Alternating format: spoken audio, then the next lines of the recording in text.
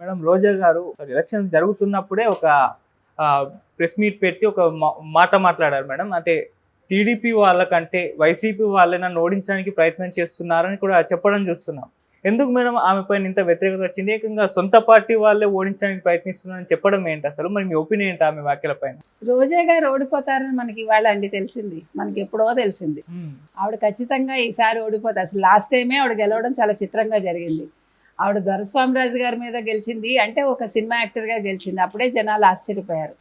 తర్వాత గెలిచింది ఆవిడ. గెలిచాక ఇప్పుడు ఈ వైసీపీలోకి వచ్చి గెలిచాక ఆవిడ తరఫున ఆవిడ అన్నగారులు కావచ్చు, ఆవిడ భర్త ఎవరైతే ఉన్నారో సెల్వం అని, వీళ్ళు నగరి చుట్టుపక్కల మొత్తం అంతా కూడా దోచుకుని వాళ్ళు ఒక్కళ్ళని కూడా నోరెత్తనివ్వకుండా ఆవిడ చుట్టూ ఉన్న వాళ్ళే, మీకు తెలుసు ఆవిడ చుట్టూ ఉన్న వాళ్ళే అసలు ఆవిడతో ఉండకుండా బయటకు వచ్చి ఆవిడ మీద నెగిటివ్ మాట్లాడారంటే చూడండి.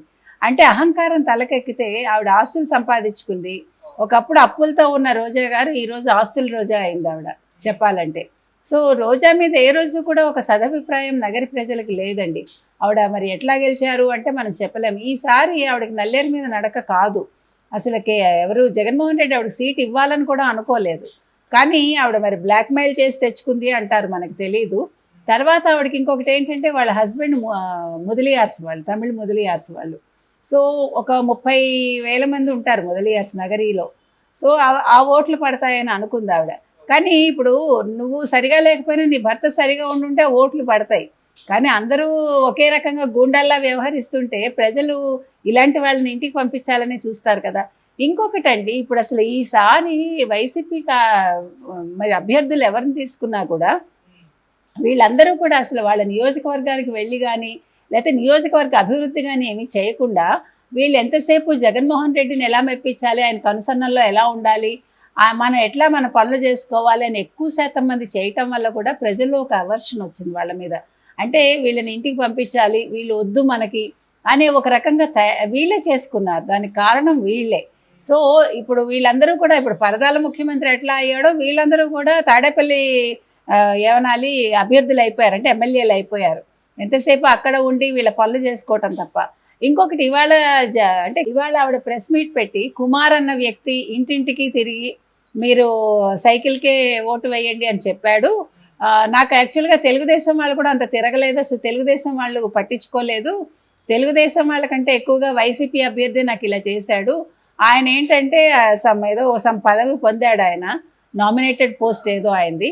అంటే అతను పని కట్టుకుని ఎందుకు చేశాడు, దాని వెనకాల ఒక రీజన్ ఉంటుంది కదండి. అంటే ఈవిడ అతన్ని ఏమైనా బాధ పెట్టి ఉండాలి, లేదు ఆస్తులకు సంబంధించి ఏమైనా గొడవలు ఉండాలి. ఒక వ్యక్తి నీకు అంత వ్యతిరేకత చూపిస్తున్నారు అంటే అది కూడా నీ వైసీపీలో ఉండి. So it's not so easy కదండి ఇలాంటివి ఏమి. ఇప్పుడు అంటే ఈవిడ ఇవాళ ఏడవటానికి రీజన్ ఏంటంటే నేను అనుకోవటం, జగన్మోహన్ రెడ్డి దగ్గర రేపు పొద్దున్న మొహం చూపించడానికి, అగో ఆ రోజే నేను చెప్పాను ఫలానా వ్యక్తి వల్ల నేను ఓడిపోయానన్నా, యాక్చువల్గా అయితే నేను గెలిచే అభ్యర్థిని అని మళ్ళీ అతని దగ్గర పావులు కదపడానికి చేసి ఉండొచ్చు. ఆవిడ మర్చిపోయిన విషయం ఏంటంటే ఈరోజు జగన్మోహన్ రెడ్డే పులివెందుల్లో గెలుస్తాడా లేదా అన్నది ఒక సందేహంగా ఉంది. ఎందుకంటే అక్కడ ఓటింగ్ సరళి చూస్తే మీరు ఓటింగ్ శాతం చాలా పెరిగింది. సో వైసీపీ వాళ్ళు భయపడుతున్నారు. ఎప్పుడైతే ఓటింగ్ శాతం పెరుగుతుందంటే అక్కడ అపోజిషన్ ఏదైతే ఉందో ప్రతిపక్షం తప్పకుండా నెగ్గుతుందని అర్థం సాధారణంగా. సో ఆ రకంగా చూసుకుంటే ఇప్పుడు జగన్మోహన్ రెడ్డే నెగ్గడు, ఆయన ఇప్పుడు ఎక్కడికి పారిపోవాలని చూస్తున్నాడు. ఇప్పుడు 14వ తారీఖు సిబిఐ కనుక అనుమతిస్తే ఆయన లండన్ పారిపోతాడు, లేదంటే అక్కడ ఆయన ఏదో ఐలాండ్ కొనుక్కున్నారు అక్కడ ఉంటాడు, లేదు సిబిఐ కేసుల్లో ఇరుక్కున్నాడు కాబట్టి జైలుకైనా వెళ్తాడు. సో ఆయనకే దిక్కు లేకపోతే వీళ్ళందరూ కూడా ఆయన జైల్లోనే కలుసుకుని జైల్లో ఆయనతో పాటు వాళ్ళ చివరి జీవితం గడపాలంతే. ఇప్పుడు రోజా గారి పరిస్థితి అయితే డౌటే అంటారు కదా మేడం? ఖచ్చితంగానండి. ఇప్పుడు ఆవిడకి ఏది తెలియకుండా మాట్లాడదు కదా. ఇప్పుడు వచ్చి అంత ప్రెస్ ముందు ఏడ్చేంత సీన్ ఏమైనా ఉందా? ఇంకా ఎలక్షన్ 6 గంటల వరకు ఉంది. ఆవిడ 3ంటికే ప్రెస్ మీట్ పెట్టి మాట్లాడాల్సిన పని ఉందా? అంటే ఆవిడ ఖచ్చితంగా ఓడిపోతానని ఆవిడకి ముందే తెలుసు. ఏమండి వెంకటేశ్వర స్వామి నా దేవుడు అంటూ వెంకటేశ్వర స్వామి దగ్గరికి వెళ్ళి 10 సార్లు, నెలలో ఒక 4 సార్లైనా వెళ్ళిందేమో ఆవిడ. వెళ్ళి మీకు ఇంకో సంగతి ఏంటంటే అసలు ఆవిడ ఖచ్చితంగా ఓడిపోతుంది అని ఎందుకు అనిపిస్తుంది అంటే మనకి వెంకటేశ్వర స్వామితో పెట్టుకున్న వాళ్ళు ఎవ్వరూ కూడా బతికి పట్టగట్టరండి, ఉన్నమాట అది. అటువంటిది ఆయన టికెట్లు అమ్ముకుని ఆవిడ సొమ్ము చేసుకుని లక్షలు. ఎందుకంటే నార్త్ ఇండియన్స్కి బాలాజీ అంటే చాలా ఇష్టం అనమాట. ఇంకా ఆయన దర్శనం కోసం వాళ్ళు ఎన్ని లక్షలైనా ఖర్చు పెడతారు. అట్లా ఈవిడ దర్శనం టికెట్లు అవన్నీ అమ్ముకుందని ఆవిడ మీద వచ్చింది కదా. సో ఆ వెంకటేశ్వర స్వామిని ఎన్నిసార్లు ఆవిడ వెళ్ళి కలిసినా కూడా ఆవిడ చేసిన తప్పిదాలు ఎక్కడికి వెళ్ళవు. సో ఇప్పుడు ఆవిడ ఓటమికి ఇవన్నీ కూడా కారణాలు అవుతాయి. కాబట్టి రోజా ఖచ్చితంగా ఓడిపోతుంది నిస్సందేహంగా. ఆవిడ నెక్స్ట్ ఏం చేయాలి, జబర్దస్త్లో కూడా ఆవిడకి అవకాశం ఉండదు, మనకు తెలుసు అది.